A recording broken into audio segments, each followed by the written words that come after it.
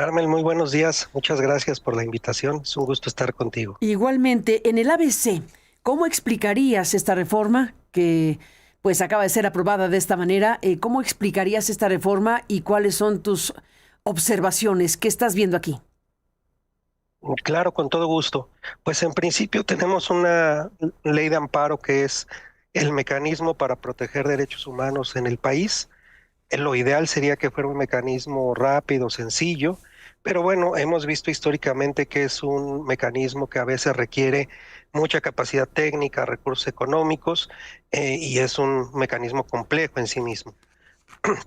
Las reformas que se han aprobado ahora por el Congreso de la Unión nos parece que constituyen un retroceso para la garantía de los derechos humanos, para su defensa, sobre todo en los grupos sociales más vulnerables, aquellos que utilizaban el amparo y figuras como el interés legítimo, que ahora podemos platicar de eso, como comunidades indígenas, como el propio gremio de periodistas, activistas, defensoras, defensores de los derechos humanos, ¿no? Y pareciera que la legislación, como se ha hecho, pues está dirigida a ciertos problemas, a ciertos actores, por ejemplo, todo el tema de contribución fiscal, pero la redacción sí termina generando un margen más reducido para que los jueces protejan derechos humanos, para que admitan amparos, para que concedan suspensiones, y nos genera también un problema de seguridad jurídica todo este debate sobre la retroactividad. Creo que un principio muy básico que se enseña en las escuelas de derecho es, bueno, se surge una nueva ley o reformas a la ley, pues los procesos que están en curso concluirán con la ley que estaba vigente al momento de haber iniciado. Esto es, si hay un amparo en curso, pues concluye con esa legislación hasta que se dé la última decisión. Y ahora lo que nos dicen es que a partir de que se publique, pues van a aplicar las nuevas reglas, generando un tema de inseguridad jurídica, porque pareciera que está dirigido al tema de grandes contribuyentes y a tratar de limitarles a ellos el acceso al amparo, pero pues esto no es una situación que solo se regule para una persona, ¿no? Otro principio que se nos enseña o que enseñamos es la ley debe ser general, impersonal y abstracta.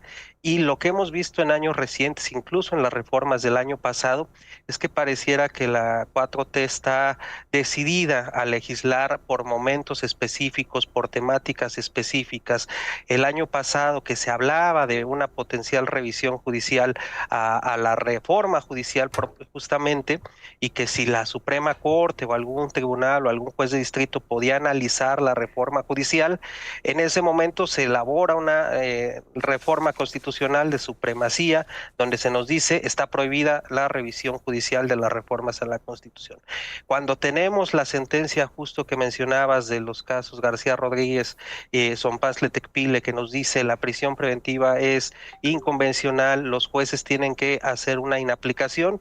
Se genera una reforma a finales del año pasado, en diciembre, donde dice la prisión preventiva se aplica de manera literal, no hay posibilidad de inaplicarla, de suspenderla.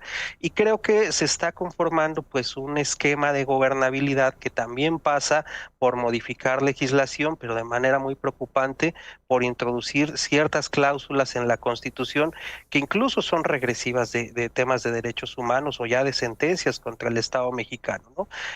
Un otro ejemplo, y que también se ha hablado mucho en este espacio, el tema de la participación de los militares en tareas de seguridad pública. Bueno, nos ha dicho la Corte Interamericana, la Fuerza Armada puede participar de manera excepcional, transitoria, supervisada, y en la Constitución se estableció que la Guardia Nacional es una Fuerza Armada de carácter permanente. Entonces, no es transitoria, no es excepcional, sino es permanente. Y si algún juez quisiera revisar esto, se vería impedido justamente por las reformas a la Constitución y ahora en una secuencia, digamos, de consecuencia de esta decisión política de tomar y de constitucionalizar cosas, pues acotar todavía más el margen de la ley de amparo, sobre todo en lo que nosotros vemos con preocupación en los grandes proyectos de desarrollo. Creo que ahí es donde justo el tema del interés jurídico pues termina lastimando la posibilidad de que comunidades u otros grupos puedan obtener información, puedan buscar participación política, participación democrática, puedan decir que hay un tema potencialmente dañino al medio ambiente, a la sustentabilidad, a las leyes que son regresivas a la libertad de expresión. Entonces creo que sí estamos en un momento muy preocupante porque aunque pareciera que son mínimos estos cambios en el contexto y con los antecedentes, pues se acota mucho más el margen de decisión judicial y las personas juzgadoras pues van a tomar de manera muy literal estos cambios, también con el riesgo de que hay un tribunal de disciplina judicial ahora que puede pues imponer sanciones si algún juez se aparta o hace una interpretación más extensiva de los derechos humanos. Estamos hablando de varios puntos, efectivamente, Simón Hernández León. Se ha hablado del famoso transitorio y de la retroactividad. Se aprobó en la madrugada, en pocas palabras, en un madruguete en senadores este transitorio, después se modificó en la Cámara de Diputados, pero se habla de una retroactividad disfrazada. Y hemos visto, por ejemplo, hace ratito el ministro en retiro de la Corte, Arturo Saldívar, volvió a salir a la mañanera, volvió él a explicar, se le identifica como una suerte de autor intelectual de este tipo de medidas que se están pues convirtiendo en ley, en modificaciones a la ley de amparo. ¿Qué opinión te merece este punto en específico? Yo creo que es muy preocupante, si efectivamente se ha denominado este transitorio, no sabemos si él es el creador o el artífice, pero la fórmula Saldívar, pero el generar una disposición tan rebuscada, tan compleja de aplicación, termina generando grandes problemas de seguridad jurídica. Era muy fácil decir, estas disposiciones o modificaciones a la ley de amparo entrarán en vigor para los procesos que empiecen a desarrollarse a partir de que esta ley es vigente. Pero el hecho de decir que entran en vigor para los procesos en curso ya genera un problema, porque ahí tenemos justamente una disposición en la Constitución que nos dice no se dará efecto retroactivo a ninguna ley. La justificación que nos dan desde el Congreso es una ley procesal, no tiene elementos sustantivos o de derechos humanos. Y eso también es bastante debatible porque ahí hay principios, por ejemplo, para la protección de personas desaparecidas o para la protección de grupos vulnerables, que no podemos decir que solo se trata de la regulación del procedimiento. Pero nuevamente, y un ejemplo de esto es el sistema acusatorio, ¿no? Cuando entró en vigor los juicios orales, bueno, los procesos que a partir de ese momento una detención o una orden de aprehensión, pues empezaban a tramitarse ya con la nueva disposición, pero si había investigaciones o había procesos avanzados, concluirán con el proceso escrito tradicional.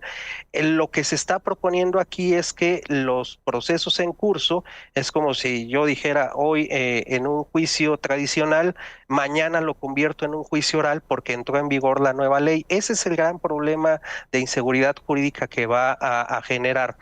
Y no solo porque el amparo a veces involucra, o casi siempre involucra a un particular, a un ciudadano y a una autoridad.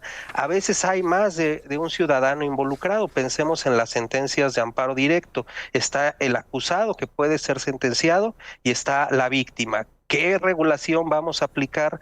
La nueva. Eso nos dice el transitorio, la que acaba de entrar en vigor, pero si afecta los derechos de uno, pues no se le podría dar efecto retroactivo, pero favorece a la otra parte, entonces se le tendría que dar efecto retroactivo. Y ahí es donde se empieza a descomponer todo este tema de la seguridad jurídica o la suspensión, que ese es un tema que podemos también abordar. Se añadió un concepto que es bastante problemático, que es el del interés público. Se puede conceder una suspensión siempre y cuando no afecte el interés público. ¿Qué pasa si el día de mañana un tribunal colegiado decide analizar una suspensión contra un megaproyecto? Pues va a introducir esta fórmula y entonces va a poder negar una suspensión o modificarla, aunque ya se hubiera concedido por un juez de distrito. El problema con el interés público, actualmente en la ley de amparo teníamos el orden público y el interés social, y el orden público se entendía dirigido hacia la legislación, disposiciones de orden público, hacia las normas, y el interés social hacia la situación que los derechos de la comunidad. El problema con el interés público es que el propio gobierno y algunos jueces le han dado un sentido y un entendimiento y una aplicación de que el interés público es el interés gubernamental.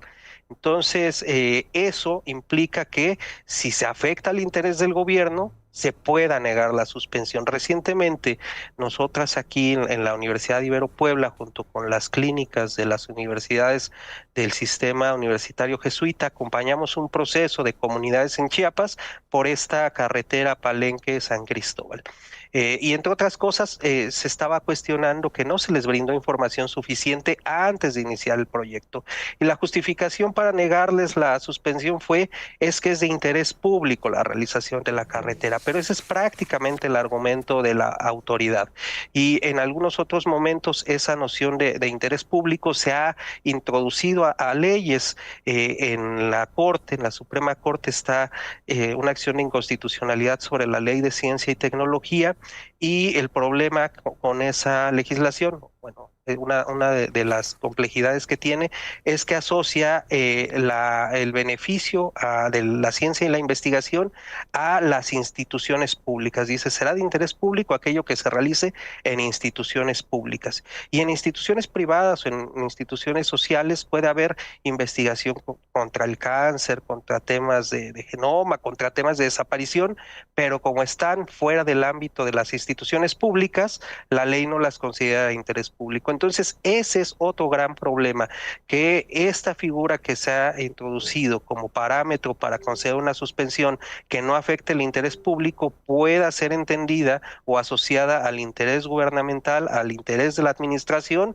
y en consecuencia no se suspende un proyecto de desarrollo.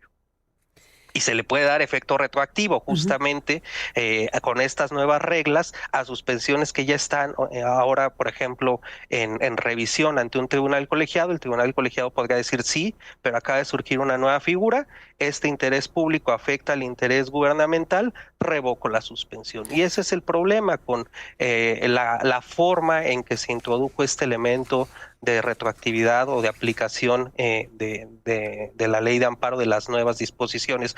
Porque además no es que los procesos siempre sean solo hacia el futuro.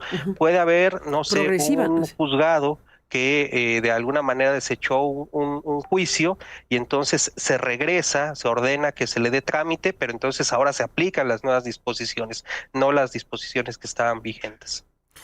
Pues de por sí es rebuscado el tema a veces de las leyes y de la legislación y de cómo acceder a un amparo en este caso, pero con este ingrediente adicional se hace todavía más rebuscado, ¿o me equivoco? Se hace mucho más rebuscado, desde luego, porque es cierto que hubo y ha habido a partir del 2013 y esta es la segunda figura que ha sido afectada, la del interés legítimo, que a partir de esa figura en la ley, asociaciones civiles pues empezaron a promover amparos por temas de transparencia, por temas de rendición de cuentas, y se empezó a abrir la puerta, digamos, un control ciudadano, un control democrático a través del juicio de amparo. Pero también este amparo permitía que periodistas, porque son un grupo diferenciado, o defensores de derechos humanos, promovieran recursos y buscaran abrir algún tema al escrutinio público. Ahora, con la definición que se ha hecho en la ley de amparo, que el interés, digo el interés legítimo, perdón, tiene que estar asociado a una lesión jurídica real. Esto es, ya debe haber una afectación real. Y lo segundo, que el amparo que eventualmente se pueda conceder debe tener un beneficio cierto. Esa fórmula en la ley primero va a limitar el margen de apreciación del juez. Y viene una comunidad indígena y nos plantea, no se nos brindó información sobre el proyecto de desarrollo. Bueno, eso ya es una lesión real, ya te afectó el no tener información, potencialmente te puede afectar, efectivamente podrías participar democráticamente en ese proyecto de desarrollo, y si yo como juzgador no advierto que va a haber un beneficio cierto, pues te desecho el amparo, ¿no? Y es preocupante, por ejemplo, en los temas de libertad de expresión. Hace varios años que se dieron estas leyes antihalconeo que decían de una manera muy difusa, cualquier persona que transmita información sobre las actividades de las corporaciones policíacas o de seguridad. Artículo 19 promovió un amparo, periodistas diciendo, es que esto nos inhibe, esto nos puede afectar porque potencialmente esta legislación se nos puede aplicar y podemos ser sujetos a un proceso proceso penal por ser parte de la fuente de información de seguridad y justicia o de derechos humanos y estar dando una nota sobre que se presentó la Guardia Nacional o el Ejército en una comunidad. Y como está diseñado el delito, pues podríamos ser sujetos a proceso. Se abrió la puerta a la interpretación y la Suprema Corte, digo, al interés legítimo, y la Corte dijo es que esto puede generar un efecto inhibitorio. Eso es muy difuso de medir, pero lo cierto es que los periodistas pueden decir, yo ya no quiero investigar, yo ya no quiero publicar, yo ya no quiero cubrir esta fuente porque hay una legislación que potencialmente se me puede aplicar. Ahora con esta legislación, con esta disposición muy cerrada, que es lesión jurídica real y un beneficio cierto, los jueces pueden tener una aplicación ya mucho más restringida y decir, esto no se va a traducir, todavía no te afecta, todavía no estás en un proceso, todavía no te han detenido por aplicarte esta legislación penal y entonces no hay un beneficio cierto. Esto que había ampliado, digamos, el juicio de amparo a derechos colectivos, temas de salud, por ejemplo, en abasto de medicamentos, temas medioambientales en el tema de comunidades, temas de libertad de expresión en el gremio de periodistas, temas sobre seguridad, justicia, violaciones de derechos humanos a activistas, defensoras y defensores. Hoy en día, con la redacción que se aprobó, puede ser motivo simplemente de desechamientos porque no se va a advertir la lesión jurídica real o no se va a advertir potencialmente el beneficio cierto. Entonces nos parece que lo que se hizo aquí fue el legislador acotó el margen de decisión de un juez y ahora el juez no podrá apreciar y decir, bueno, yo considero que en este caso la comunidad sí podría haberse beneficiada, sí podría haberse favorecido el gremio de periodistas porque efectivamente hay una ley que potencialmente afecta la libertad de expresión. Analicémosla, no esperemos a que alguien esté en prisión para que haya un acto de aplicación, sino analicemos si esto efectivamente genera condiciones regresivas o inhibitorias a la libertad de expresión. Y en el tema ambiental todavía es mucho más problemático, porque ahí sí va en contra, por ejemplo, del Acuerdo de Escazú, un tratado internacional que firmó el Estado mexicano, y de un elemento que se conoce mucho en el derecho ambiental, que es el principio precautorio. El principio precautorio nos dice, si ante la ausencia de una certeza científica de que una actividad puede generar daño ambiental, ante la falta de certeza, hay que suspenderla, hay que detenerla, hay que revisarla, porque no tenemos el elemento cierto. Y el hecho de esperar hasta que haya un daño ambiental irremediable puede ser ya muy, muy lesivo. Entonces, esta figura del interés legítimo y la forma en que está diseñado ahora el tema de la suspensión va a generar problemas cuando una comunidad advierta esta actividad económica, nos van a extraer agua, va a venir una carretera, se va a limitar una actividad minera, por ejemplo, hay una concesión, todavía no hay una afectación ambiental verificable, pero el amparo lo que hacía era abrir la puerta al análisis de eso, tramitar la demanda, escuchar a la autoridad, colocar los elementos científicos y entonces determinar efectivamente aquí hay un daño ambiental en potencia, se concede el amparo. Ahora con esta fórmula el amparo ambiental estaría prácticamente superado o sería imposible de tener un efecto práctico frente a afectaciones bajo el principio precautorio, ¿no? Frente a la falta de certeza.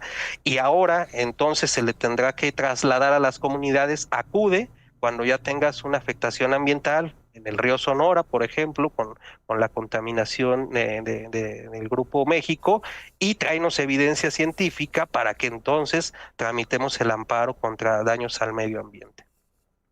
Tremendo. Gracias por contarnos todo esto, Simón Hernández León. Seguiremos hablando y por lo pronto gracias por esta explicación que nos compartes en un momento como este. Seguiremos en contacto. Buen día. Muchas gracias, Carmen. Muy buen día. Igual para ti. Un abrazo.